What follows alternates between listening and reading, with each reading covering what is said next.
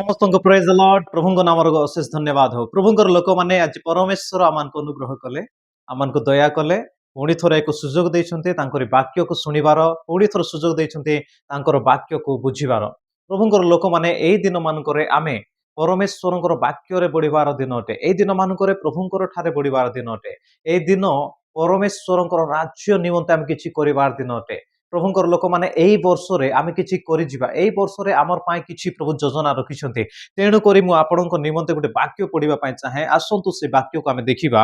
ଯିସାଇ ପୁସ୍ତକ ତାର 41 ଅଧ୍ୟାୟ ତାର 10 ପଦରେ ଏପରି ଲେଖାଯାଏ। ମୁଁ ଆପଣଙ୍କ ନିମନ୍ତେ ପଢିଦେବା ପାଇଁ ଚାହେଁ। ଆପଣ ଧ୍ୟାନ ପୂର୍ବକ ଶୁଣିବେ। ତୁମ୍ଭେ ଭୟ କର ନାହିଁ, କାରଣ ଆମ୍ଭେ ତୁମ ସଙ୍ଗରେ ଅଛୁ। ପ୍ରଭୁ କହୁଛନ୍ତି ତୁମ୍ଭେ ଭୟ କର ନାହିଁ, ଆମ୍ଭେ ତୁମ ସଙ୍ଗରେ ଅଛୁ, କାରଣ ଆମ୍ଭେ ତୁମ ସଙ୍ଗରେ ଅଛୁ। ନିରାଶ ହୁଅ ନାହିଁ, ନିରାଶ ବିଲକୁଲ ହୁଅନ୍ତୁ ନାହିଁ। ପ୍ରଭୁଙ୍କର ଲୋକମାନେ ଏହି ବର୍ଷରେ ଆପଣ ବିଲକୁଲ ନିରାଶ ହୁଅନ୍ତୁ ନାହିଁ, ଆପଣ ଭୟ କରନ୍ତୁ ନାହିଁ। ପରମେଶ୍ୱର ଆପଣଙ୍କ ସହବର୍ତ୍ତୀ ଅଟନ୍ତି, ପରମେଶ୍ୱର ଆପଣଙ୍କ ସହିତ ଅଛନ୍ତି। ତାପରେ ପରମେଶ୍ୱର କହୁଛନ୍ତି ନିରାଶ ହୁଅ ନାହିଁ। ତା ସହିତ ପରମେଶ୍ୱର କହନ୍ତି କାରଣ ଆମ୍ଭେ ତୁମର ପରମେଶ୍ୱର, ସେ ଆମ୍ଭମାନଙ୍କର ପରମେଶ୍ୱର, ସେ ଆମ୍ଭମାନଙ୍କର ପ୍ରଭୁ, ସେ ଆମ୍ଭମାନଙ୍କର ପ୍ରତିପାଳକ, ସେ ଆମ୍ଭମାନଙ୍କର ଚାଳକ ପାଳକ ଅଟନ୍ତି। ଆପଣ ନିରାଶ ହୁଅନ୍ତୁ ନାହିଁ, ଆପଣ ଭୟ କରନ୍ତୁ ନାହିଁ। ପ୍ରଭୁଙ୍କର ବାକ୍ୟରେ ଲେଖାଯାଏ କାରଣ ଆମ୍ଭେ ତୁମର ପରମେଶ୍ୱର, ଆମ୍ଭେ ତୁମକୁ ସବଳ କରିବା। ୟେସ୍, ଆପଣଙ୍କୁ ସେ ସବଳ କରିବେ, ଆପଣଙ୍କୁ ସେ ଉଠାଇବେ, ଆପଣଙ୍କୁ ସେ ପରିସ୍ଥିତିରୁ ବାହାର କରିବେ। ଆପଣଙ୍କର ପରିସ୍ଥିତି ଯେକୌଣସି ବିଷୟ ଥାଉ ନା କାହିଁକି, ଆପଣଙ୍କୁ ପରମେଶ୍ୱର ସବଳ କରିବେ। ତା ସହିତ ପରମେଶ୍ୱରଙ୍କର ବାକ୍ୟ କହେ ହଁ ଆମ୍ଭେ ତୁମର ସାହାଯ୍ୟ କରିବା। ପରମେଶ୍ୱର ସାହାଯ୍ୟ କରିବେ। ଆପଣଙ୍କର ଯୋଉ କୌଣସି କ୍ଷେତ୍ରର ସାହାଯ୍ୟ ହେଉନା କାହିଁକି, ଆପଣଙ୍କୁ ପରମେଶ୍ୱର ସାହାଯ୍ୟ କରିବେ। ନିହାତି ଭାବରେ ପରମେଶ୍ୱର କରିବେ। ଆପଣ କେବେ ମଧ୍ୟ ଭାବିବେ ନାହିଁ ମୋର ସାହାଯ୍ୟକାରୀ କେହି ନାହାନ୍ତି। ଆପଣ କେବେ ମଧ୍ୟ ଭାବିବେ ନାହିଁ ଯେ ମୋତେ ସାହାଯ୍ୟ କରିବାକୁ କେହି ନାହିଁ, ମୋର ସହବର୍ତ୍ତୀ ହେବାକୁ କେହି ନାହିଁ, ମୋ ନିକଟରେ କେହି ନାହାନ୍ତି, ମୋତେ ସାନ୍ତ୍ୱନା ଦେବାକୁ କେହି ନାହାନ୍ତି। ମୁଁ ଆପଣଙ୍କୁ କହିବା ପାଇଁ ଚାହେଁ ଏଇ ବର୍ଷରେ ପରମେଶ୍ୱର ଆପଣଙ୍କୁ ନିଜେ ସାହାଯ୍ୟ କରିବେ। ଆମେନ୍। ନିଜେ ପରମେଶ୍ୱର ସାହାଯ୍ୟ କରିବେ।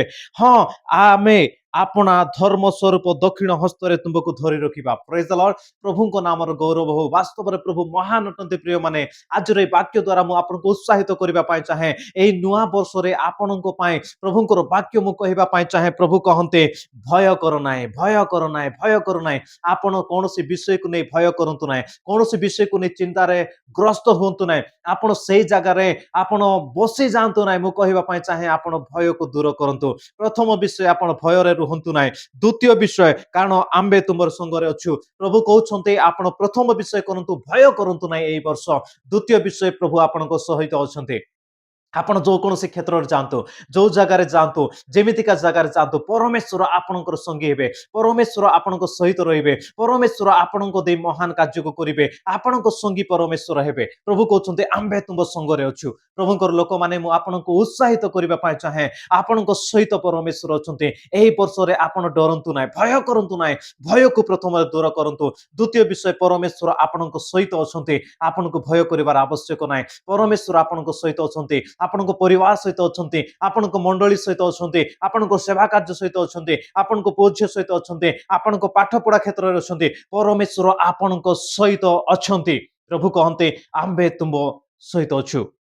ପ୍ରଭୁ କହନ୍ତି କାରଣ ଆମ୍ଭେ ତୁମ ସଙ୍ଗରେ ଅଛୁ। ତୃତୀୟ ବିଷୟ ନିରାଶ ହୁଅନ୍ତୁ ନାହିଁ। କୌଣସି ବିଷୟ ଆପଣଙ୍କର ହେଉନାହିଁ, କୌଣସି ବିଷୟ ଡେରି ହେଇଯାଉଛି, ଲେଟ୍ ହେଇଯାଉଛି, ତ ଆପଣ ନିରାଶ ହେବାର ଆବଶ୍ୟକ ନାହିଁ।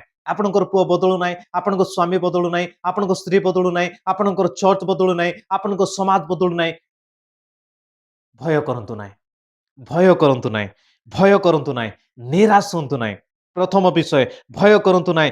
ଦ୍ୱିତୀୟ ବିଷୟ ପ୍ରଭୁ ଆପଣଙ୍କ ସହବର୍ତ୍ତୀ ବା ପ୍ରଭୁ ଆପଣଙ୍କ ସହିତ ଅଛନ୍ତି। ତୃତୀୟ ବିଷୟ ହେଉଛି ନିରାଶ ହୁଅନ୍ତୁ ନାହିଁ, କୌଣସି ବିଷୟ ପାଇଁ ନିରାଶ ହୁଅନ୍ତୁ ନାହିଁ। ଚତୁର୍ଥ ବିଷୟ କାରଣ ଆମ୍ଭେ ତୁମର ପରମେଶ୍ୱର, ଆମ୍ଭେ ତୁମକୁ ସବଳ କରିବା। ସେ ଆପଣଙ୍କ ପରମେଶ୍ୱର ଆପଣଙ୍କ ସହିତ ଅଛନ୍ତି। ଆପଣଙ୍କ ସହିତ କିଏ ରୁହନ୍ତୁ କି ନ ରୁହନ୍ତୁ ଫରକ ପଡେ ନାହିଁ, କିନ୍ତୁ ସେ ଆପଣଙ୍କ ସହିତ ରହିବା ଦରକାର, ସେ ଆପଣଙ୍କ ସହିତ ଚାଲିବା ଦରକାର, ସେ ଆପଣଙ୍କ ସହିତ କଥା ହେବା ଦରକାର, ସେ ଆପଣଙ୍କ ସହିତ ଉଠିବା ବସିବା ଦରକାର, ସେ ଆପଣଙ୍କୁ ଡାଇରେକ୍ସନ ଦେବା ଦରକାର। ସେ ଯଦି ଆପଣଙ୍କ ସହିତ ଅଛନ୍ତି ତାହେଲେ ଆପଣଙ୍କର ସମସ୍ତ ବିଷୟରେ ମଙ୍ଗଳତା ଆପଣ ଦେଖିପାରିବେ, ସମସ୍ତ ବିଷୟରେ ଆପଣ ଉତ୍ତମତା ଦେଖିପାରିବେ, ସମସ୍ତ ବିଷୟରେ ଆପଣ ଠିକ ଦେଖିପାରିବେ। ମୁଁ ଆପଣଙ୍କୁ ଏନକରେଜ କରିବା ପାଇଁ ଚାହେଁ, ଉତ୍ସାହିତ କରିବା ପାଇଁ ଚାହେଁ। ଆପଣଙ୍କ ସହବର୍ତ୍ତୀ ପ୍ରଭୁ ଅଛନ୍ତି। ସେ ଯଦି ଆପଣଙ୍କ ସହିତ ଅଛନ୍ତି ତାହେଲେ ଆପଣ ହାରିବେ ନାହିଁ। ତାହେଲେ ଆପଣ ବିଜୟ ହେବେ। ତାହେଲେ ଆପଣମାନେ ଉଚ୍ଚ ସ୍ଥାନରେ ଯିବେ। ତାହେଲେ ଆପଣଙ୍କର ଚର୍ଚ୍ଚ ଉଚ୍ଚ ସ୍ଥାନରେ ଯିବ। ଆପଣଙ୍କର ବିଶ୍ୱାସୀ ଉଚ୍ଚ ସ୍ଥାନରେ ଯିବେ। ଆପଣଙ୍କର ପୁଅ ଝିଅମାନେ ଉଚ୍ଚ ସ୍ଥାନରେ ଯିବେ। କାହିଁକି? ପରମେଶ୍ୱର ଆପଣଙ୍କ ସହିତ ଅଛନ୍ତି। ପରମେଶ୍ୱର ଆପଣଙ୍କ ସହବର୍ତ୍ତୀ ଅଟନ୍ତି।